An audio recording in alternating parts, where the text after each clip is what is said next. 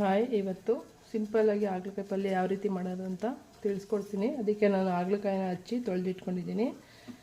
ಸ್ವಲ್ಪ ಹಸಿ ಅವರೆಕಾಳು, ಒಂದು ಈರುಳ್ಳಿನ ಹಚ್ಚಿಟ್ಕೊಂಡಿದ್ದೀನಿ, ಒಂದು ಟೊಮೊಟೊ, ಸ್ವಲ್ಪ ಕೊತ್ತಂಬರಿ ಸೊಪ್ಪು, ಇದು ಸಾಂಬಾರು ಪೌಡರ್, ಸ್ವಲ್ಪ ಎಣ್ಣೆ, ರುಚಿಗೆ ತಕ್ಕಷ್ಟು ಉಪ್ಪು. ಈಗ ಯಾವ ರೀತಿ ಮಾಡೋದು ಅಂತ ನೋಡೋಣ.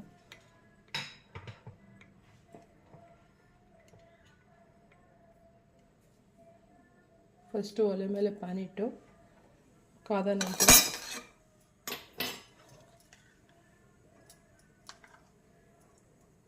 ಒಂದು 3 ಸ್ಪೂನ್ ಎಣ್ಣೆ ಹಾಕ್ಕೊಳ್ಳಿ.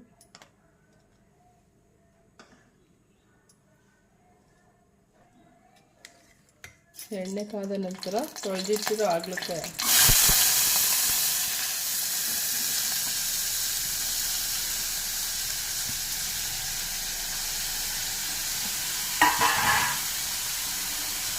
ಹಸಿ ಅವರೆಕಾಳು ಆಪ್ಷನ್, ನೀವು ಬೇಕು ಅಂದರೆ ಹಾಕೋಬೋದು, ಬೇಡ ಅಂದರೆ ಬೇಡ.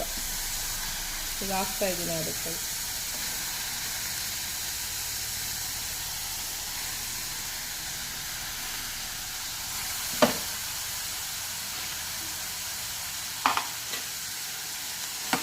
ಎಣ್ಣೆಯಲ್ಲಿ ಫ್ರೈ ಮಾಡಿ ಒಂದು ಸ್ವಲ್ಪ ಹೊತ್ತು.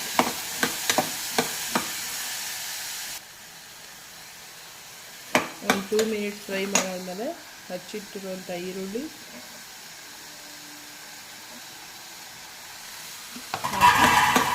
ಫ್ರೈ ಮಾಡಿ.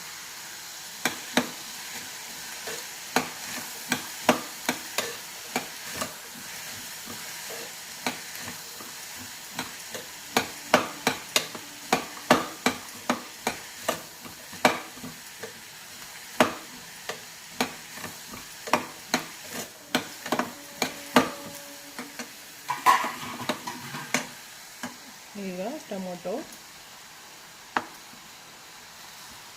ಕೊತ್ತಂಬರಿ ಸೊಪ್ಪು ಹಾಕಿ 1-2 ಮಿನಿಟ್ಸ್ ಫ್ರೈ ಮಾಡಿ.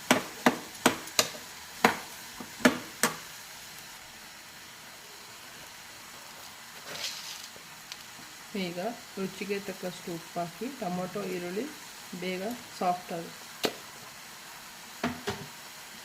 ಹಾಕಿ ಫ್ರೈ ಮಾಡಿ.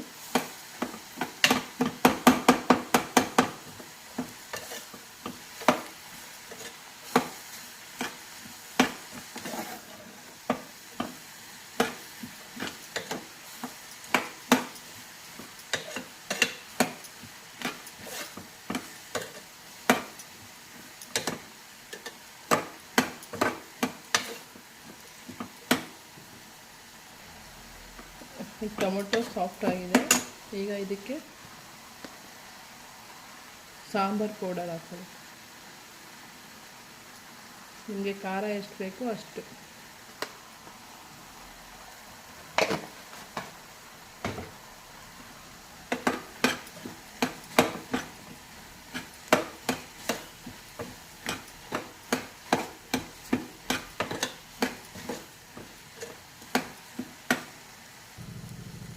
ನಿಮಗೆ ತುಂಬ ಕಹಿ ಅನಿಸಿದ್ರೆ ಬೆಲ್ಲ ಹಾಕೋಬೋದು. ನಾನು ಬೆಲ್ಲ ಹಾಕ್ತಾಯಿಲ್ಲ, ಸ್ವಲ್ಪ ನೀರು ಹಾಕ್ತಾಯಿದ್ದೀನಿ, ಒಂದು ಕಾಲು ಲೋಟದಷ್ಟು.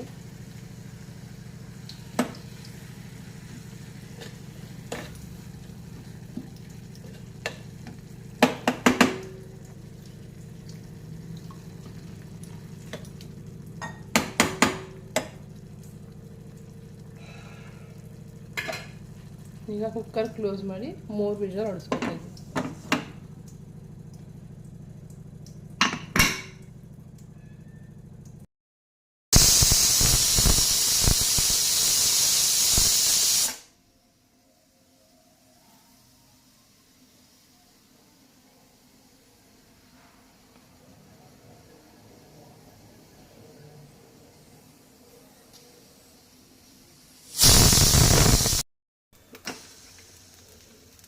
ಈಗ ಕುಕ್ಕರ್ ಆರಿದೆ.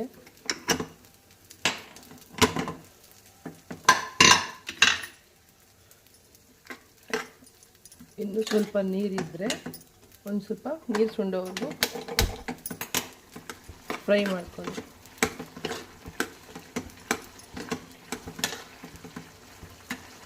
ಒಂದು 2 ಮಿನಿಟ್ಸ್ ಇಲ್ಲ 3 ಮಿನಿಟ್ಸ್ ಫ್ರೈ ಮಾಡಿದ್ರೆ ನೀರು ಡ್ರೈ ಆಗುತ್ತೆ. ನೋಡಿ ಈಗ ಆಲ್ಮೋಸ್ಟ್ ನೀರು ಡ್ರೈ ಆಗಿದೆ. ಹಾಗಲಕಾಯಿ ಗೊಜ್ಜು ಸಿಂಪಲ್ಲಾಗಿ ರೆಡಿಯಾಗಿದೆ. ಇದು ದೋಸೆ, ರೊಟ್ಟಿ, ಚಪಾತಿ ಜೊತೆ ಕಾಂಬಿನೇಷನ್ ತುಂಬ ಚೆನ್ನಾಗಿರುತ್ತೆ. ಮನೆಯಲ್ಲಿ ಟ್ರೈ ಮಾಡಿ.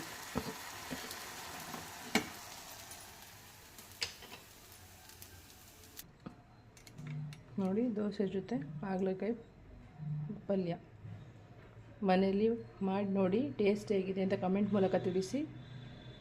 ಲೈಕ್ ಮಾಡಿ, ಶೇರ್ ಮಾಡಿ, ನನ್ನ ಚಾನಲನ್ನು ಸಬ್ಸ್ಕ್ರೈಬ್ ಮಾಡಿ.